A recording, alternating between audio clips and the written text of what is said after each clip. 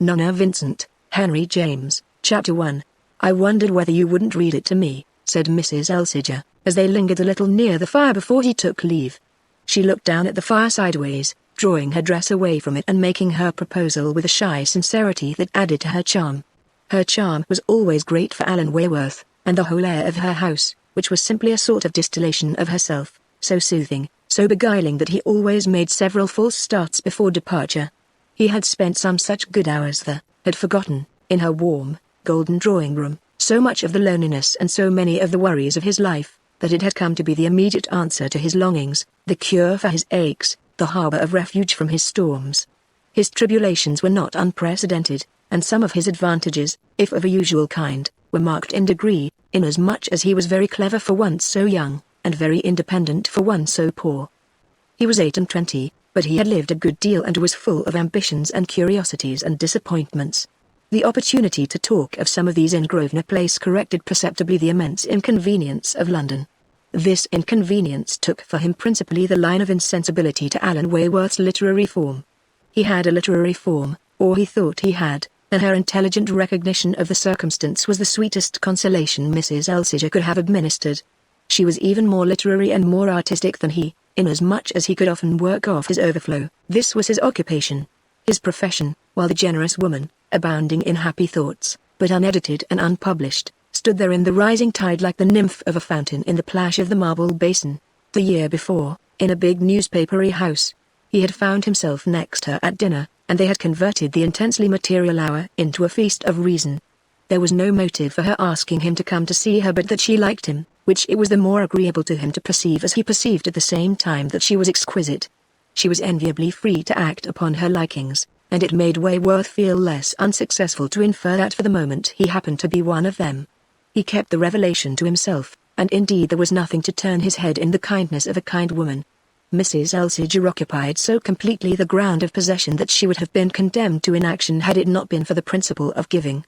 Her husband, who was 20 years her senior, a massive personality in the city and a heavy one at home, wherever he stood, or even sat, he was monumental, owned half a big newspaper and the whole of a great many other things. He admired his wife, though she bore no children, and liked her to have other tastes than his, as that seemed to give a greater acreage to their life. His own appetites went so far he could scarcely see the boundary, and his theory was to trust her to push the limits of hers, so that between them the pair should astound by their consumption. His ideas were prodigiously vulgar, but some of them had the good fortune to be carried out by a person of perfect delicacy. Her delicacy made her play strange tricks with them, but he never found this out. She attenuated him without his knowing it, for what he mainly thought was that he had aggrandized her. Without her he really would have been bigger still, and society, breathing more freely, was practically under an obligation to her which, to do it justice, it acknowledged by an attitude of mystified respect. She felt a tremulous need to throw her liberty and her leisure into the things of the soul, the most beautiful things she knew. She found them, when she gave time to seeking, in 100 places, and particularly in a dim and sacred region, the region of active pity, over her entrance into which she dropped curtains so thick that it would have been an impertinence to lift them. But she cultivated other beneficent passions, and if she cherished the dream of something fine, the moments at which it most seemed to her to come true were when she saw beauty plucked flower-like in the garden of art. She loved the perfect work. She had the artistic chord. This chord could vibrate only to the touch of another, so that appreciation, in her spirit, had the added intensity of regret. She could understand the joy of creation, and she thought it scarcely enough to be told that she herself created happiness. She would have liked, at any rate, to choose her way, but it was just here that her liberty failed her. She had not the voice, she had only the vision. The only envy she was capable of was directed to those who, as she said, could do something. As everything in her, however, turned to gentleness, she was admirably hospitable to such people as a class. She believed Alan Wayworth could do something, and she liked to hear him talk of the ways in which he meant to show it. He talked of them almost to no one else. She spoiled him for other listeners. With her fair bloom and her quiet grace she was indeed an ideal public, and if she had ever confided to him that she would have liked to scribble, she had in fact not mentioned it to a creature, he would have been in a perfect position for asking her why a woman whose face had so much expression should not have felt that she achieved. How in the world could she express better? There was less than that in Shakespeare and Beethoven. She had never been more generous than when, in compliance with her invitation, which I have recorded, he brought his play to read to her. He had spoken of it to her before, and one dark November afternoon, when her red fireside was more than ever an escape from the place and the season, he had broken out as he came in, "I've done it, I've done it." She made him tell her all about it. She took an interest really minute and asked questions delightfully apartment. She had spoken from the first as if he were on the point of being acted, making him jump, with her participation, all sorts of dreary intervals. She liked the theatre as she liked all the arts of expression, and he had known her to go all the way to Paris for a particular performance. Once he had gone with her the time she took that stupid Mrs. Mostyn. She had been struck, when he sketched it, with the subject of his drama, and had spoken words that helped him to believe in it. As soon as he had rung down his curtain on the last act he rushed off to see her, but after that he kept the thing for repeated last touches. Finally, on Christmas Day, by arrangement, she sat there and listened to it.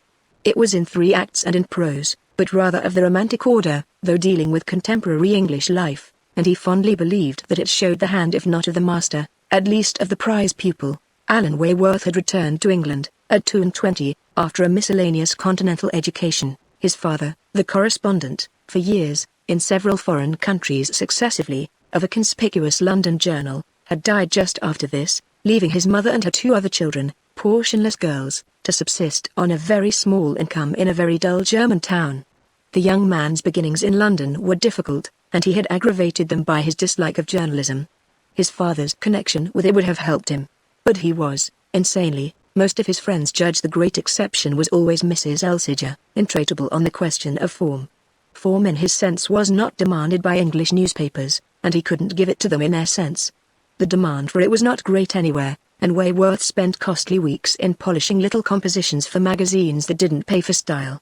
The only person who paid for it was really Mrs. Elsiger. She had an infallible instinct for the perfect.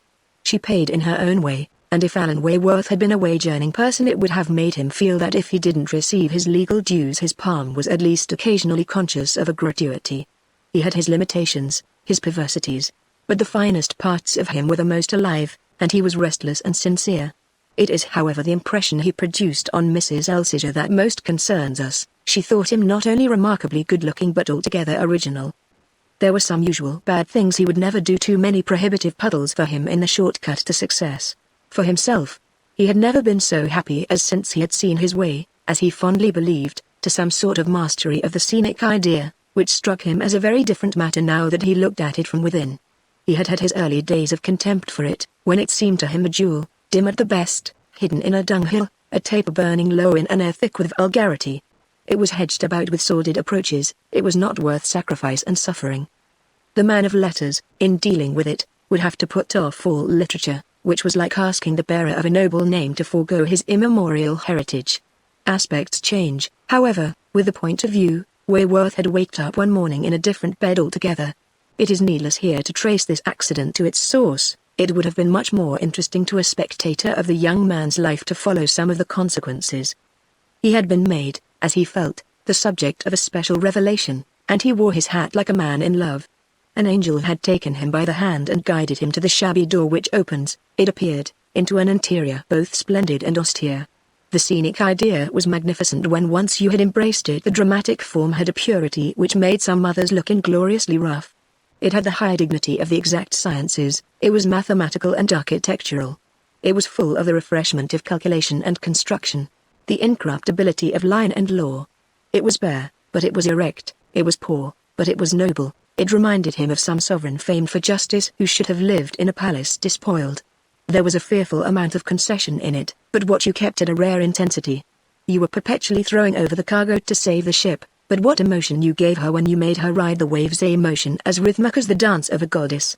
Wayworth took long London walks and thought of these things. London poured into his ears the mighty hum of its suggestion. His imagination glowed and melted down material. His intentions multiplied and made the air a golden haze. He saw not only the thing he should do, but the next and the next and the next. The future opened before him and he seemed to walk on marble slabs. The more he tried the dramatic form the more he loved it. The more he looked at it the more he perceived in it. What he perceived in it indeed he now perceived everywhere. If he stopped, in the London dusk, before some flaring shop window, the place immediately constituted itself behind footlights, became a framed stage for his figures. He hammered at these figures in his lonely lodging, he shaped them and he shaped their tabernacle. He was like a goldsmith chiseling a casket, bent over with the passion for perfection. When he was neither roaming the streets with his vision nor worrying his problem at his table, he was exchanging ideas on the general question with Mrs. Elsiger, to whom he promised details that would amuse her in later and still happier hours. Her eyes were full of tears when he read her the last words of the finished work, and she murmured, "Divinely dash, and now to get it done, to get it done, yes, indeed to get it done." Wayworth stared at the fire, slowly rolling up his type copy. "But that's a totally different part of the business, and altogether secondary. But of course you want to be acted?" "Of course I do, but it's a sudden descent. I want to intensely. But I'm sorry I want to. It's there indeed that the difficulties begin," said Mrs. Elsiger, a little off her guard. "How can you say that?" "It's there that they end." Wait to see where they end. I mean they'll now be of a totally different order," Wayworth explained. "It seems to me there can be nothing in the world more difficult than to write a play that will stand an all-round test, and that in comparison with them the complications that spring up at this point are of an altogether smaller kind." "Yes, they're not inspiring," said Mrs. Elsiger. "They're discouraging, because they're vulgar. The other problem, the working out of the thing itself, is pure art. How well you understand everything." The young man had got up, nervously, and was leaning against the chimney-piece with his back to the fire and his arms folded. The roll of his copy, in his fist, was squeezed into the hollow of one of them. He looked down at Mrs. Elsiger, smiling gratefully, and she answered him with a smile from eyes still charmed and suffused. "Yes, the vulgarity will begin now," he presently added. "You'll suffer dreadfully." "I shall suffer in a good cause." "Yes, giving that to the world." "You must leave it with me. I must read it over and over," Mrs. Elsiger pleaded, rising to come nearer and draw the copy, in its cover of greenish-grey paper, which had a generic identity now to him, out of his grasp. "Who in the world will do it? Who in the world can?" she went on, close to him, turning over the leaves. Before he could answer she had stopped at one of the pages. She turned the book round to him, pointing out a speech. "That's the most beautiful place. Those lines are a perfection." He glanced at the spot she indicated, and she begged him to read them again. He had read them admirably before. He knew them by heart, and, closing the book while she held the other end of it, he murmured them over to her. They had indeed a cadence that pleased him, watching, with a facetious complacency which he hoped was pardonable, the applause in her face. "Ah, who can utter such lines as that?" Mrs. Elsiger broke out. "Whom can you find to do her?" "We'll find people to do them all. But not people who are worthy. They'll be worthy enough if they're willing enough. I'll work with them. I'll grind it into them." He spoke as if he had produced 20 plays. "Oh, it will be interesting," she echoed, "but I shall have to find my theater first. I shall have to get a manager to believe in me. Yes, they are so stupid. But fancy the patience I shall want, and how I shall have to watch and wait," said Alan Wayworth. "Do you see me hawking it about London?" "Indeed I don't. It would be sickening. It's what I shall have to do. I shall be old before it's produced." "I shall be old very soon if it isn't," Mrs. Elsiger cried. "I know one or two of them," she mused. "Do you mean you would speak to them?" "The thing is to get them to read it. I could do that. That's the utmost I ask. But it's even for that I shall have to wait." She looked at him with kind sisterly eyes. "You shan't wait." "Ah, you dear lady," Wayworth murmured. "That is, you may, but I won't." "Will you leave me your copy?" she went on, turning the pages again. "Certainly, I have another." Standing near him she read to herself a passage here and there, then, in her sweet voice, she read some of them out. "Oh, if you were only an actress!" the young man exclaimed. "That's the last thing I am. There's no comedy in me." She had never appeared to Wayworth so much his good genius. "Is there any tragedy?" he asked, with the levity of complete confidence. She turned away from him, at this, with a strange and charming laugh. "And perhaps that will be for you to determine." But before he could disclaim such a responsibility she had faced him again and was talking about Nona Vincent as if she had been the most interesting of their friends, and her situation at that moment an irresistible appeal to their sympathy. Nona Vincent was the heroine of the play, and Mrs. Elsiger had taken a tremendous fancy to her. "I can't tell you how I like that woman," she exclaimed in a pensive rapture of credulity which could only be balm to the artistic spirit. "I'm awfully glad she lives a bit. What I feel about her is that she's a good deal like you," Wayworth observed. Mrs. Elsiger stared an instant and turned faintly red. This was evidently a view that failed to strike her. She didn't, however, treat it as a joke. "I'm not impressed with the resemblance. I don't see myself doing what she does." "It isn't so much what she does," the young man argued, drawing out his moustache, "but what she does is the whole point. She simply tells her love. I should never do that. If you repudiate such a proceeding with such energy, why do you like her for it? It isn't what I like her for. What else, then? That's intensely characteristic, Mrs. Elsiger reflected, looking down at the fire. She had the air of having half a dozen reasons to choose from. But the one she produced was unexpectedly simple. It might even have been prompted by despair at not finding others. I like her because you made her, she exclaimed with a laugh, moving again away from her companion. Wayworth laughed still louder. You made her a little yourself. I've thought of her as looking like you. She ought to look much better, said Mrs. Elsiger. No, certainly, I shouldn't do what she does, not even in the same circumstances. I should never find myself in such circumstances. They're exactly your play, and have nothing in common with such a life as mine. However, Mrs. Elsiger went on, her behavior was natural for her, and not only natural, but, it seems to me, thoroughly beautiful and noble. I can't sufficiently admire the talent and tact with which you make one accept it, and I tell you frankly that it's evident to me there must be a brilliant future before a young man who, at the start, has been capable of such a stroke as that. Thank heaven I can admire Nona Vincent as intensely as I feel that I don't resemble her. Don't exaggerate that, said Alan Wayworth. My admiration, your dissimilarity. She has your face, your air, your voice, your motion. She has many elements of your being. Then she'll damn your play, Mrs. Elsiger replied. They joked a little over this, though it was not in the tone of pleasantry that Wayworth's hostess soon remarked. You've got your remedy, however. Have her done by the right woman. Oh, have her done, have her done. The young man gently wailed. I see what you mean, my poor friend. What a pity, when it's such a magnificent part, such a chance for a clever serious girl. Nona Vincent is practically your play. It will be open to her to carry it far or to drop it at the first corner.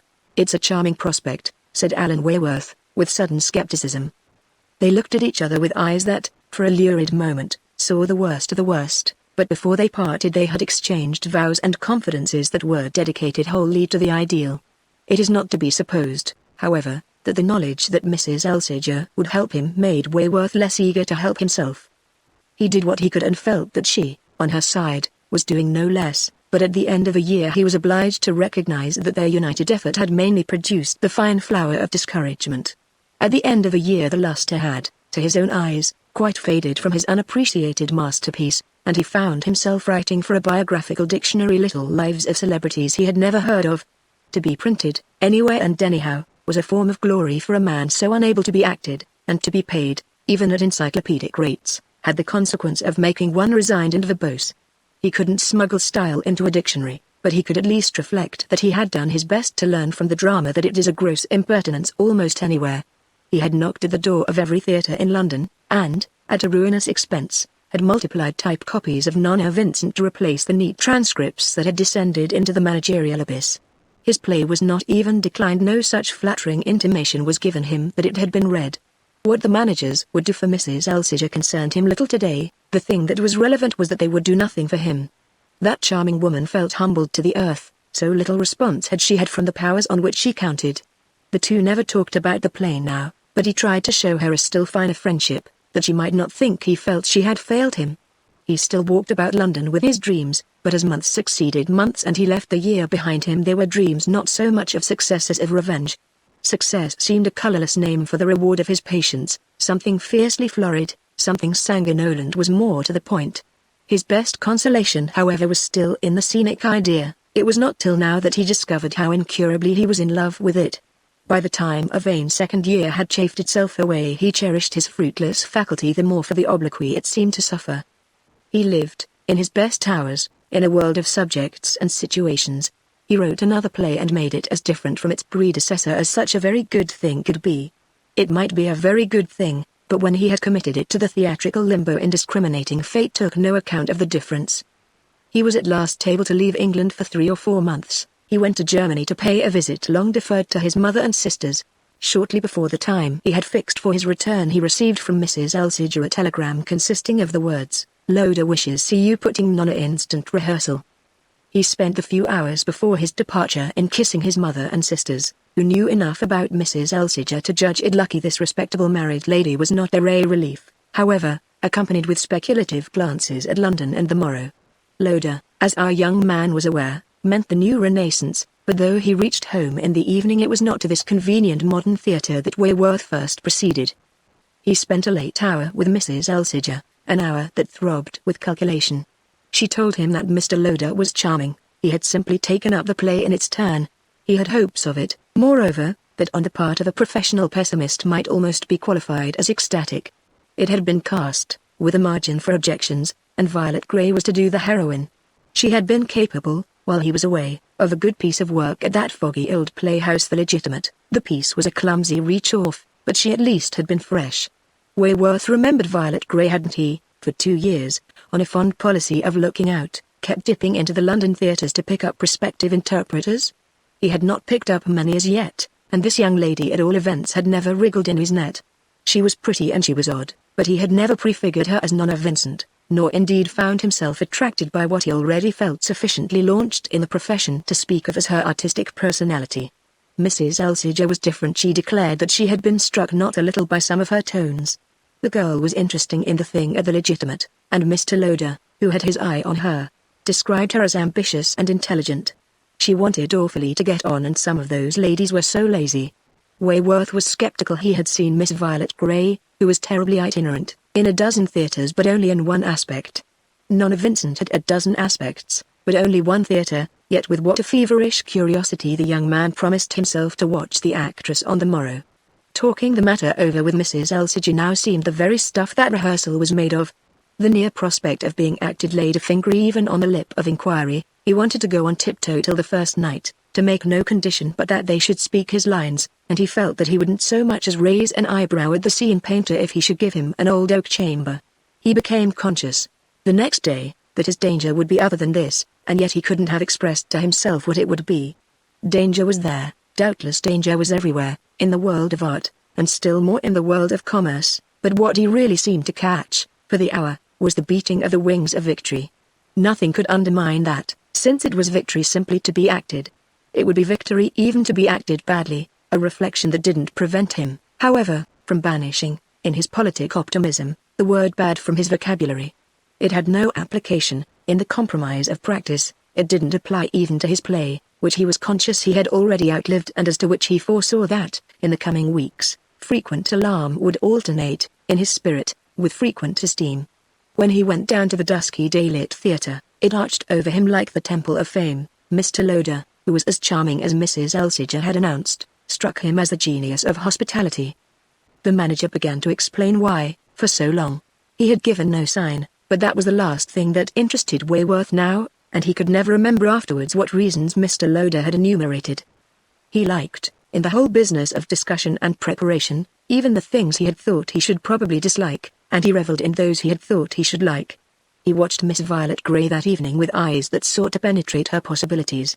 She certainly had a few. They were qualities of voice and face, qualities perhaps even of intelligence. He sat there at any rate with a fostering, coaxing attention, repeating over to himself as convincingly as he could that she was not common, a circumstance all the more creditable as the part she was playing seemed to him desperately so. He perceived that this was why it pleased the audience. He divined that it was the part they enjoyed rather than the actress. He had a private panic, wondering how, if they liked that form, they could possibly like his. His form had now become quite an ultimate idea to him. By the time the evening was over, some of Miss Violet Grey's features, several of the turns of her head, a certain vibration of her voice, had taken their place in the same category. She was interesting, she was distinguished, at any rate he had accepted her, it came to the same thing. But he left the theatre that night without speaking to her, moved, a little even to his own mystification, by an odd procrastinating impulse. On the morrow he was to read his 3 acts to the company, and then he should have a good deal to say. What he felt for the moment was a vague indisposition to commit himself. Moreover, he found a slight confusion of annoyance in the fact that though he had been trying all the evening to look at Nona Vincent in Violet Grey's person, what subsisted in his vision was simply Violet Grey in Nona's. He didn't wish to see the actress so directly, or even so simply as that, and it had been very fatiguing, the effort to focus Nona both through the performer and through The Legitimate.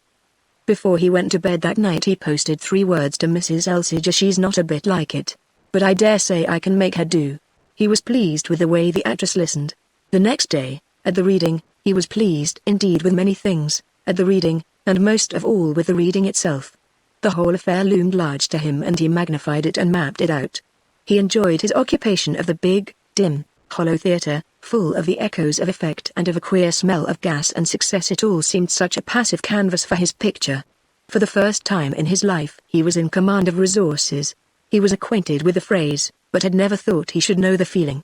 He was surprised at what Loda appeared ready to do, though he reminded himself that he must never show it. He foresaw that there would be two distinct concomitants to the artistic effort of producing a play, one consisting of a great deal of anguish and the other of a great deal of amusement. He looked back upon the reading, afterwards, as the best hour in the business, because it was then that the piece had most struck him as represented. What came later was the doing of others, but this, with its imperfections and failures, was all his own. The drama lived, at any rate, for that hour, with an intensity that it was promptly to lose in the poverty and patchiness of rehearsal. He could see its life reflected, in a way that was sweet to him, in the stillness of the little semicircle of attentive and inscrutable, of waterproofed and muddy-booted, actors. Miss Violet Grey was the auditor he had most to say to, and he tried on the spot, across the shabby stage, to let her have the soul of her part. Her attitude was graceful, but though she appeared to listen with all her faculties, her face remained perfectly blank, a fact, however, not discouraging to Wayworth, who liked her better for not being premature. Her companions gave discernible signs of recognizing the passages of comedy, yet Wayworth forgave her even then for being inexpressive. She evidently wished before everything else to be simply sure of what it was all about. He was more surprised even than at the revelation of the scale on which Mr. Loda was ready to proceed by the discovery that some of the actors didn't like their parts, and his heart sank as he asked himself what he could possibly do with them if they were going to be so stupid. This was the first of his disappointments. Somehow he had expected every individual to become instantly and gratefully conscious of a rare opportunity, and from the moment such a calculation failed he was at sea, or mindful at any rate that more disappointments would come. It was impossible to make out what the manager liked or disliked. No judgment, no comment escaped him. His acceptance of the play and his views about the way it should be mounted had apparently converted him into a veiled and shrouded figure. Wayworth was able to grasp the idea that they would all move now in a higher and sharper air than that of compliment and confidence.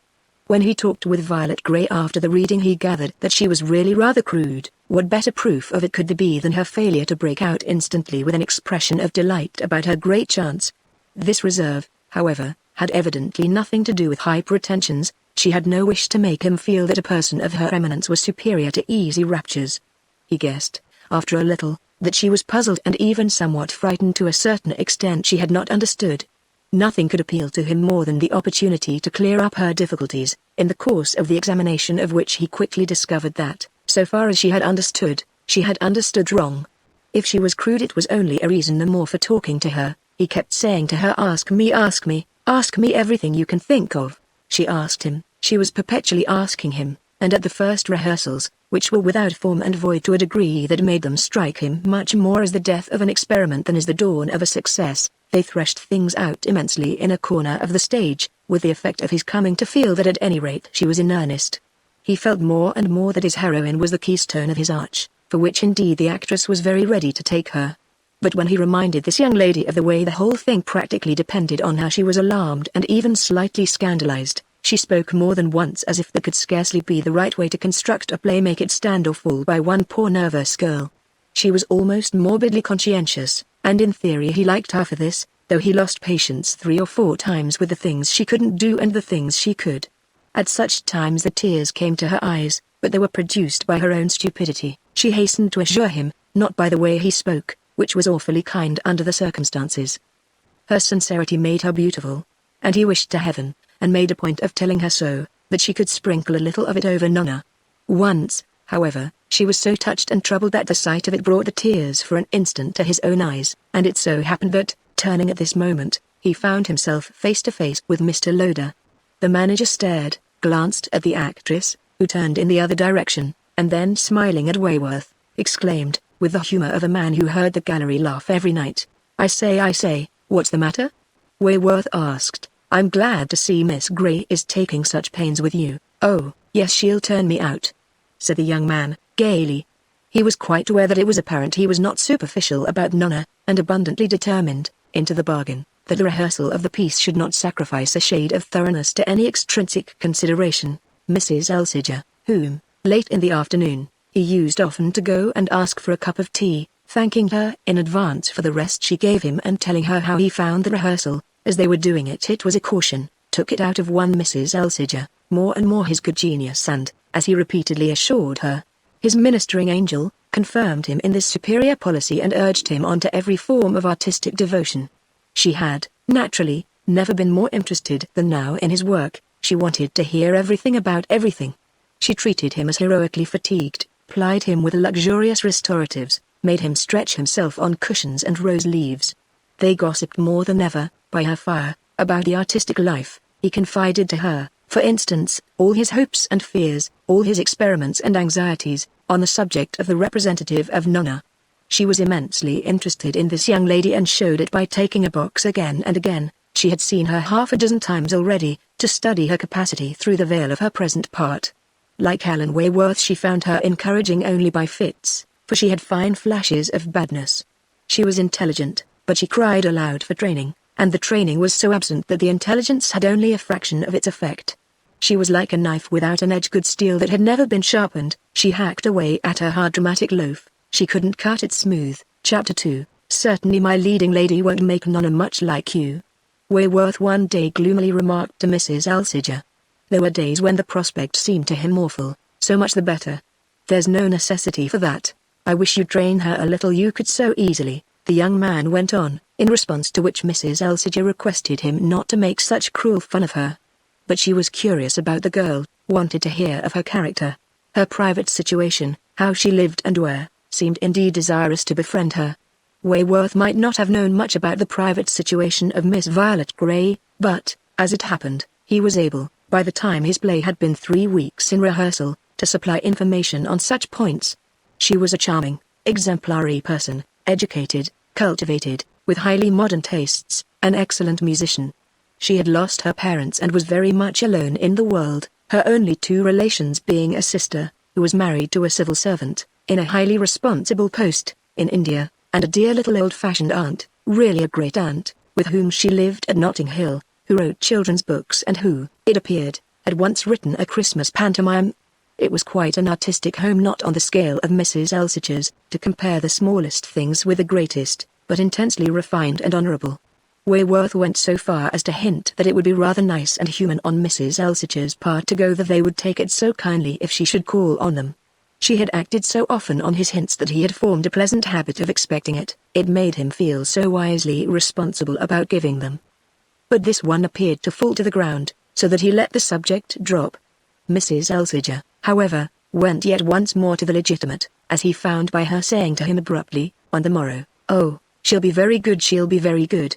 When they said she, in these days, they always meant Violet Grey, though they pretended, for the most part, that they meant Nona Vincent. "Oh yes," Wayworth assented, "she wants so too." Mrs. Elsiger was silent a moment, then she asked, a little inconsequently, as if she had come back from a reverie, "Does she want to very much?" "Tremendously, and it appears she has been fascinated by the part from the first." "Why then didn't she say so?" "Oh, because she's so funny." "She is funny," said Mrs. Elsiger, musingly, and presently she added, "She's in love with you." Wayworth stared, blushed very red, then laughed out. "What is the funny in that?" he demanded, but before his interlocutress could satisfy him on this point he inquired, further, how she knew anything about it.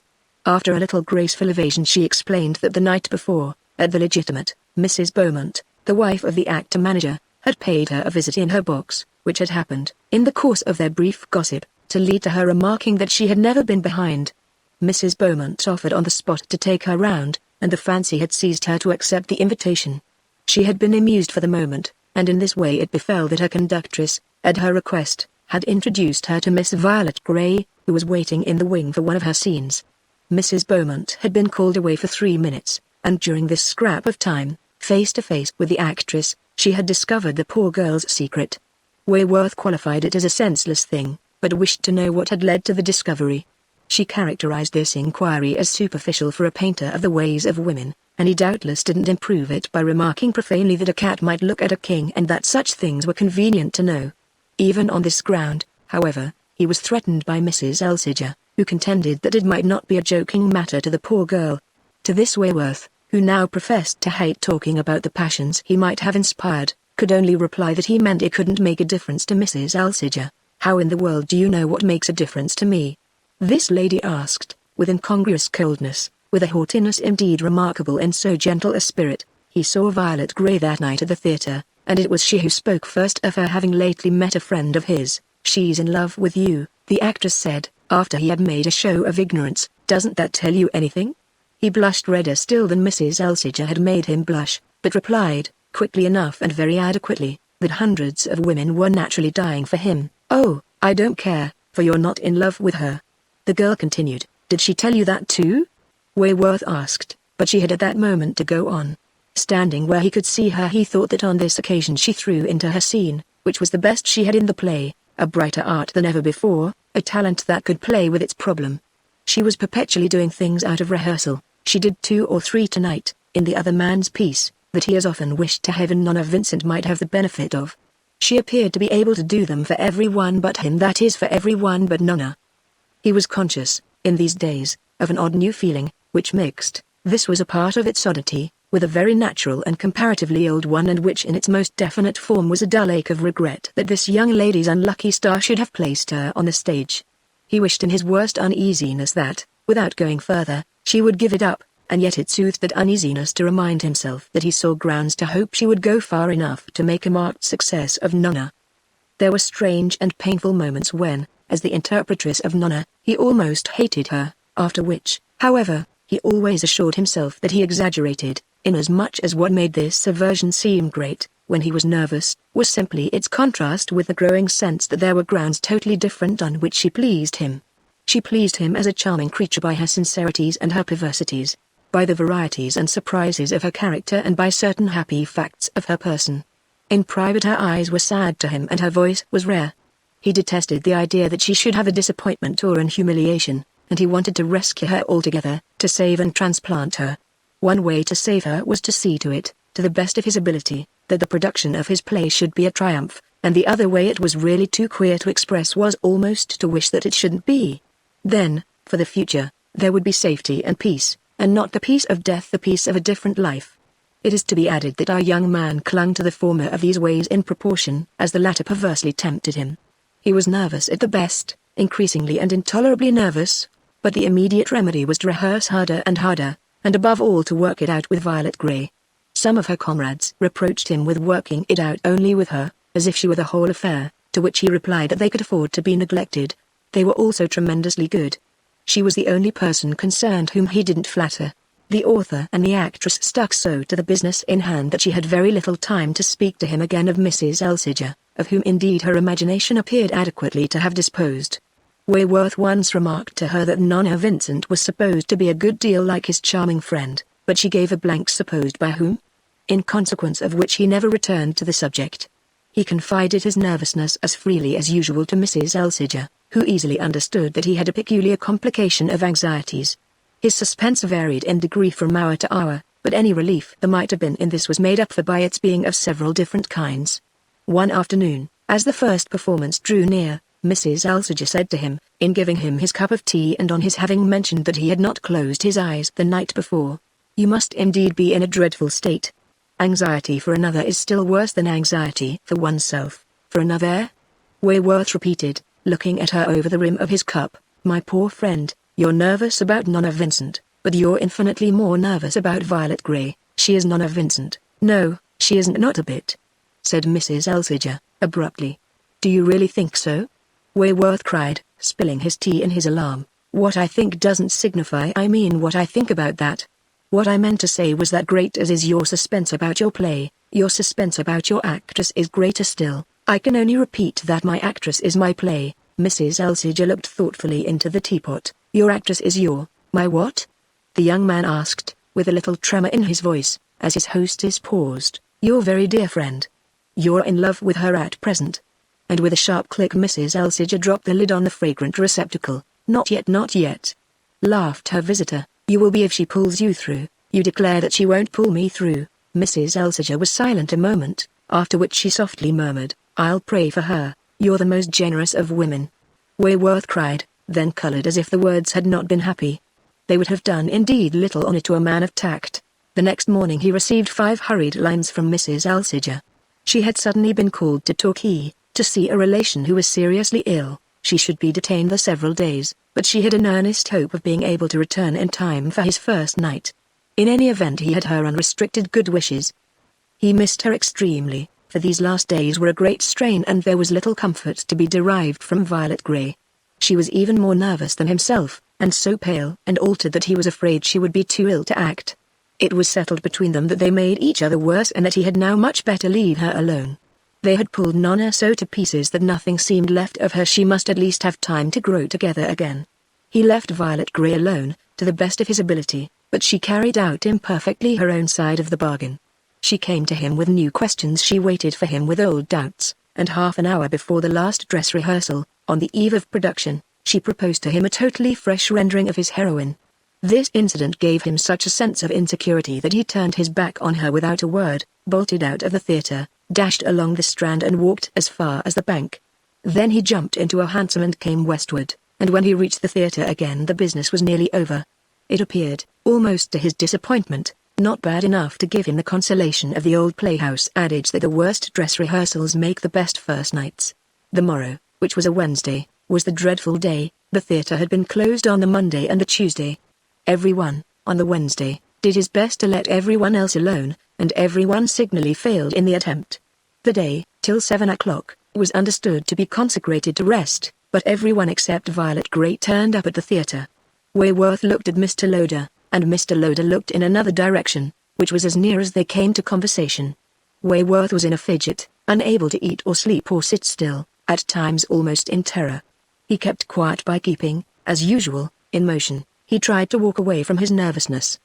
He walked in the afternoon toward Notting Hill, but he succeeded in not breaking the vow he had taken not to meddle with his actress.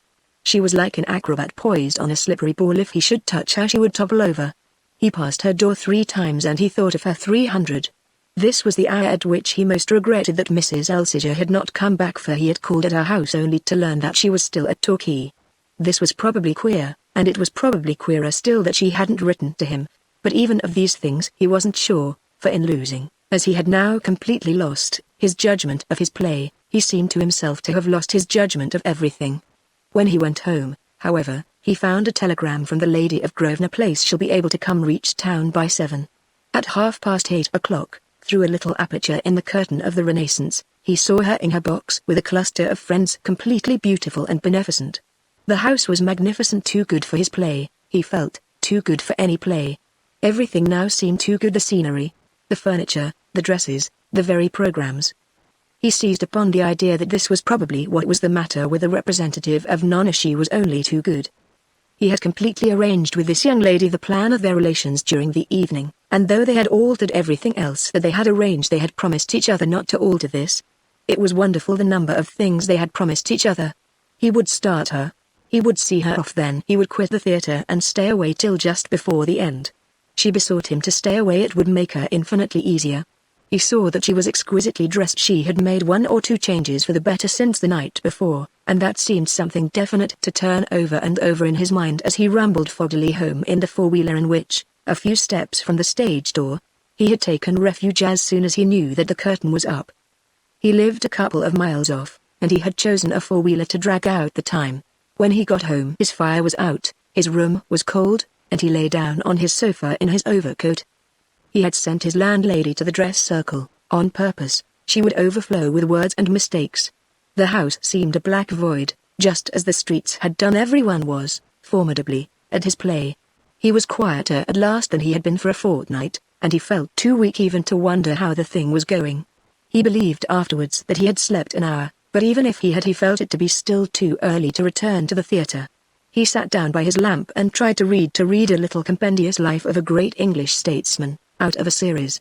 It struck him as brilliantly clever, and he asked himself whether that perhaps were not rather the sort of thing he ought to have taken up, not the statesmanship, but the art of brief biography. Suddenly he became aware that he must hurry if he was to reach the theatre at all. It was 11:15 o'clock. He scrambled out and, this time, found a hansom. He had lately spent enough money in cabs to add to his hope that the profits of his new profession would be great. His anxiety, his suspense flamed up again, and as he rattled eastward he went fast. Now he was almost sick with alternations.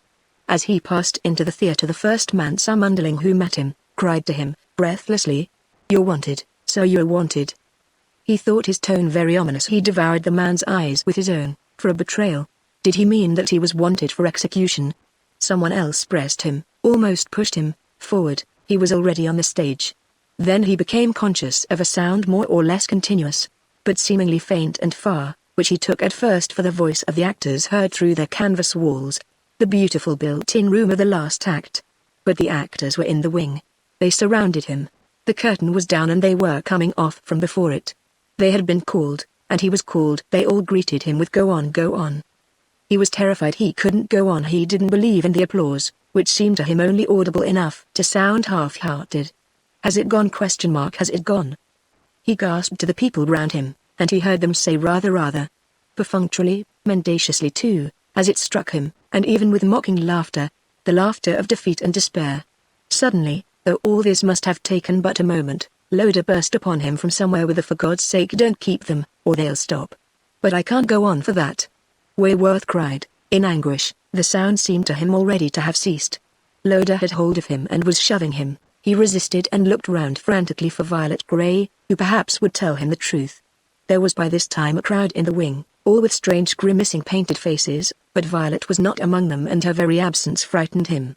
He uttered her name with an accent that he afterwards regretted. It gave them, as he thought, both away, and while Loda hustled him before the curtain he heard someone say she took her call and disappeared. She had had a call, then this was what was most present to the young man as he stood for an instant in the glare of the footlights, looking blindly at the great vaguely peopled horseshoe and greeted with plaudits which now seemed to him at once louder than he deserved and feebler than he desired. They sank to rest quickly, but he felt it to be long before he could back away, before he could, in his turn, seize the manager by the arm and cry huskily, "Has it really gone, really?" Mr. Loda looked at him hard and replied after an instant, "The play's all right." Wayworth hung upon his lips. "Then what's all wrong?" "We must do something to Miss Grey." "What's the matter with her?" "She isn't in it." "Do you mean she has failed?" "Yes, damn it, she has failed." Wayworth stared. "Then how can the play be all right?" "Oh, we'll save it. Where's Miss Grey? Where is she?" the young man asked. Loda caught his arm as he was turning away again to look for his heroine. "Never mind her now, she knows it." Wayworth was approached at the same moment by a gentleman he knew as one of Mrs. Elsiger's friends. He had perceived him in that lady's box. Mrs. Elsiger was waiting there for the successful author. She desired very earnestly that he would come round and speak to her. Wayworth assured himself first that Violet had left the theatre. One of the actresses could tell him that she had seen her throw on a cloak, without changing her dress, and had learnt afterwards that she had, the next moment, flung herself, after flinging her aunt, into a cab. He had wished to invite half a dozen persons, of whom Miss Grey and her elderly relative were two, to come home to supper with him, but she had refused to make any engagement beforehand. It would be so dreadful to have to keep it if she shouldn't have made a hit, and this attitude had blighted the pleasant plan, which fell to the ground. He had called her morbid, but she was immovable.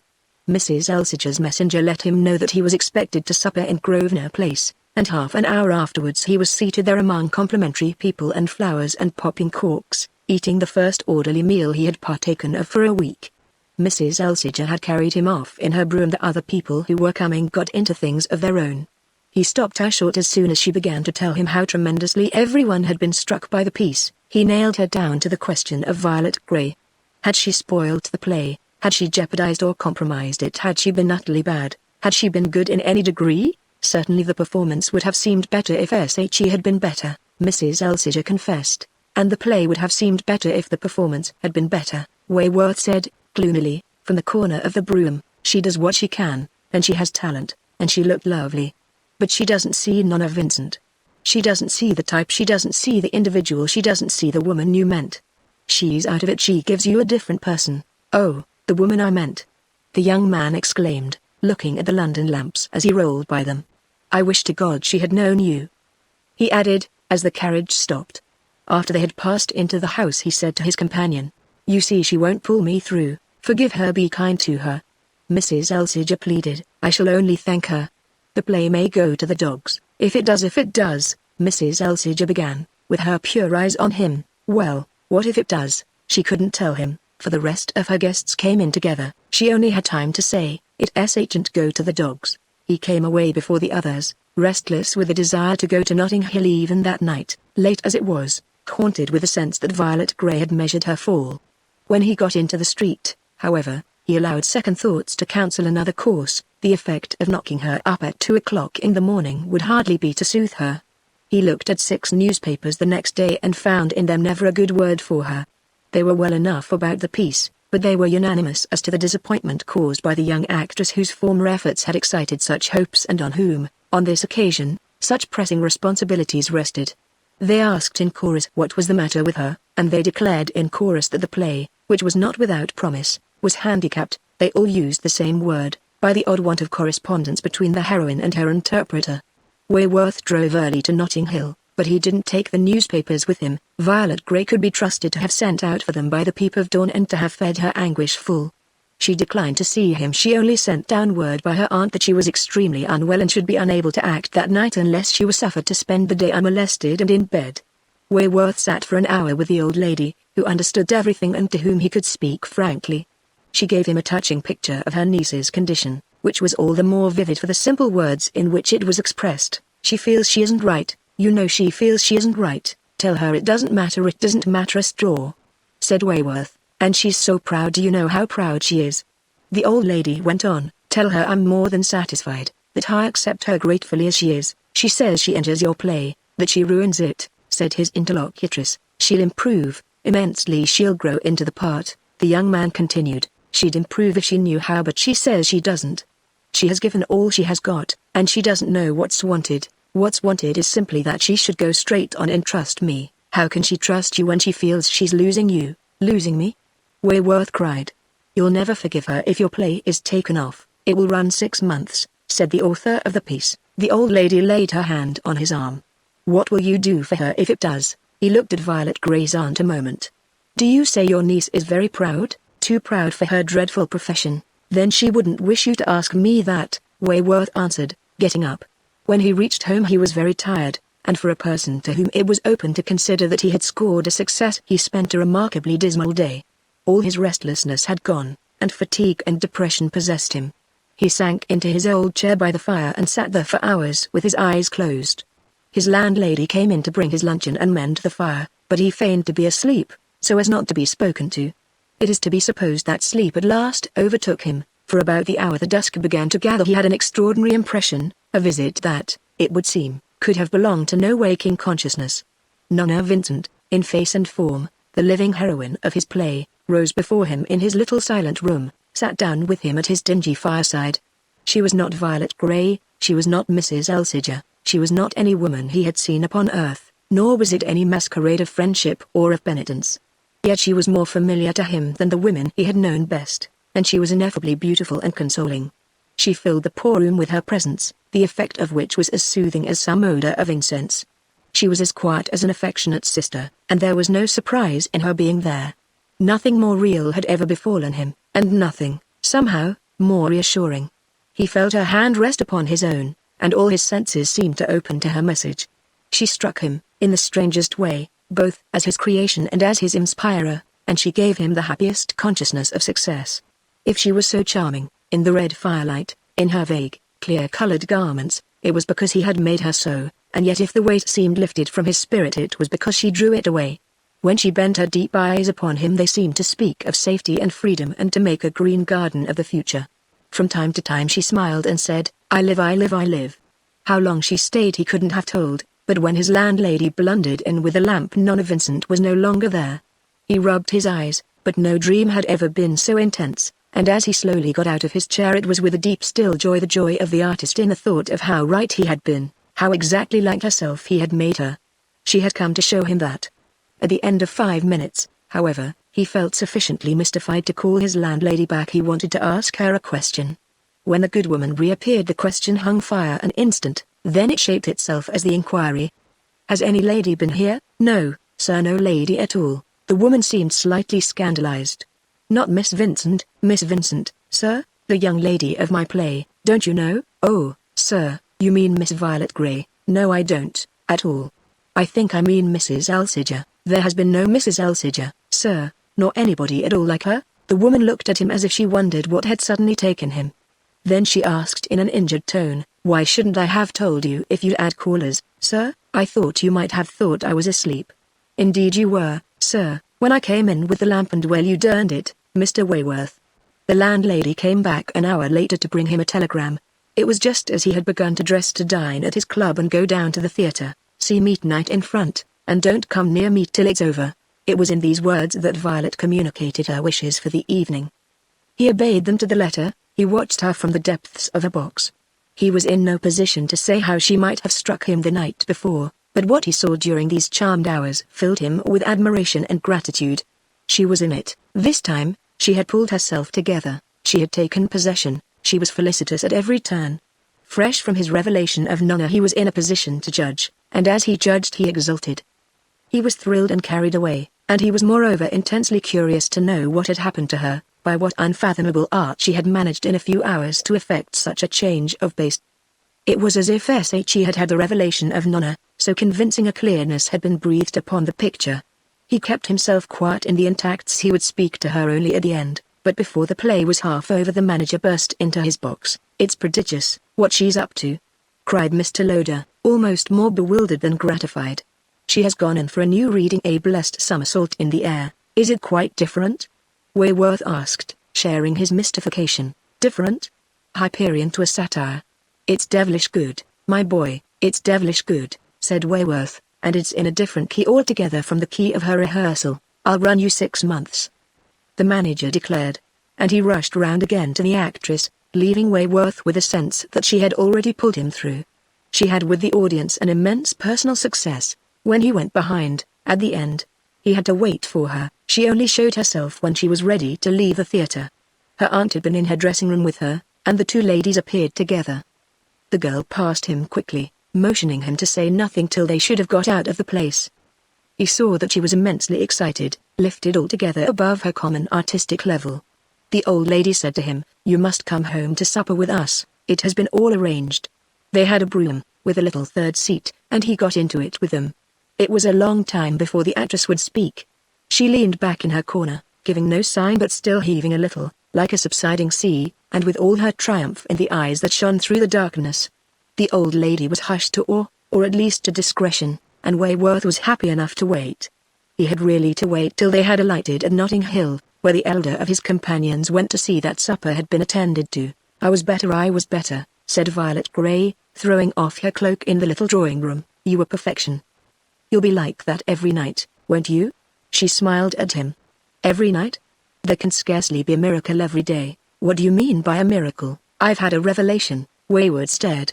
"At what hour?" "The right hour this afternoon. Just in time to save me and to save you, at 5 o'clock. "Do you mean you had a visit?" "She came to me. She stayed 2 hours." "2 hours?"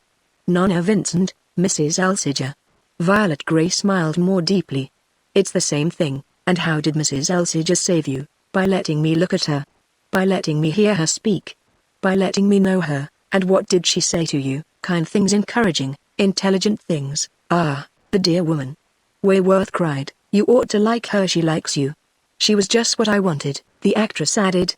"Do you mean she talked to you about Nona?" "She said you thought she was like her." She's exquisite, she's exquisite," Wayworth repeated. "Do you mean she tried to coach you?" "Oh, no, she only said she would be so glad if it would help me to see her. And I felt it did help me. I don't know what took place. She only sat there, and she held my hand and smiled at me, and she had tact and grace, and she had goodness and beauty, and she soothed my nerves and lighted up my imagination. Somehow she seemed to give it all to me. I took it. I kept her before me, I drank her in. For the first time, in the whole study of the part, I had my model. I could make my copy. All my courage came back to me, and other things came that I hadn't felt before. She was different. She was delightful. As I've said, she was a revelation. She kissed me when she went away, and you may guess if I kissed her. We were awfully affectionate, but it's you she likes," said Violet Grey. Wayworth had never been more interested in his life, and he had rarely been more mystified. "Did she wear vague, clear-colored garments?" he asked. After a moment, Violet Grey stared, laughed, then bade him go in to supper. "You know how she dresses." He was very well pleased at supper, but he was silent and a little solemn. He said he would go to see Mrs. Elsiger the next day. He did so, but he was told at her door that she had returned to Torquay.